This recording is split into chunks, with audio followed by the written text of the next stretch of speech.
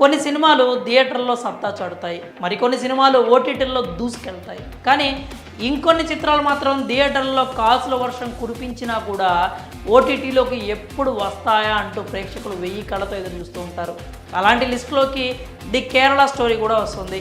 ఈ మూవీ థియేటర్లో సృష్టించిన కలెక్షన్స్ సునామీ అంతా ఇంత కాదు. కానీ ఎప్పుడెప్పుడు ఓటీటీలోకి వస్తుందా అని సినిమా లవర్స్ ఎదురు చూస్తున్నారు. అయితే ప్రేక్షకులను మరింత నిరాశకు గురి చేస్తూ ఈ మూవీ ఓటీటీ రిలీజ్ పలుమార్లు వాయిదా పడుతూ వచ్చింది. ది కేరళ స్టోరీ మూవీ దేశవ్యాప్తంగా క్రియేట్ చేసిన ఇంపాక్ట్ అంతా ఇంత కాదు. ఈ సినిమాని ప్రశంసించిన వాళ్ళు ఉన్నారు, విమర్శించిన వాళ్ళు ఉన్నారు.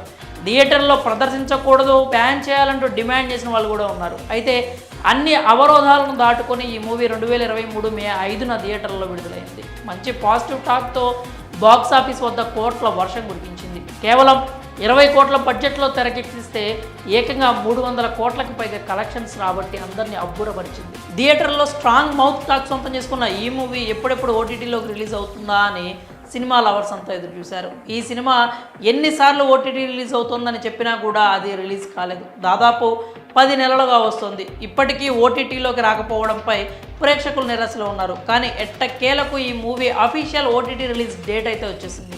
ఈ మూవీ ప్రముఖ ఓటీటీ సంస్థ జీ5 ప్లాట్ఫామ్లో స్ట్రీమింగ్ అవబోతోంది. ఫిబ్రవరి 16 నుంచి ఈ మూవీ జీ5లో స్ట్రీమింగ్ అవుతుందని అధికారికంగా ప్రకటించారు. జీ5 ఓటీటీ ప్లాట్ఫామ్ తమ అధికారిక x.com ఖాతాలో పోస్ట్ చేసింది. వేచి చూసే సమయం అధికారికంగా ముగిసిపోయింది. త్వరలోనే ఎంతగానో ఎదురు చూసిన ది కేరళ స్టోరీ జీ5లో ఫిబ్రవరి 16న స్ట్రీమింగ్ కాబోతోంది అంటూ ప్రకటించారు. ఈ మూవీని తెలుగులో కూడా రిలీజ్ చేయాలంటూ సోషల్ మీడియాలో రిక్వెస్ట్లు పెడుతున్నారు. నెటిజన్స్ అభ్యర్థనను సరైన టీంకి పంపుతామంటూ జీ5 ఓటీటీ సంస్థ రిప్లై ఇచ్చింది. మరి ఎంతగానో ఎదురు చూసిన ది కేరళ స్టోరీ మూవీ ఓటీటీలోకి వస్తుండడంపై మీరేమనుకుంటున్నారో మీ అభిప్రాయాలను కామెంట్స్ కూడా తెలియజేయండి.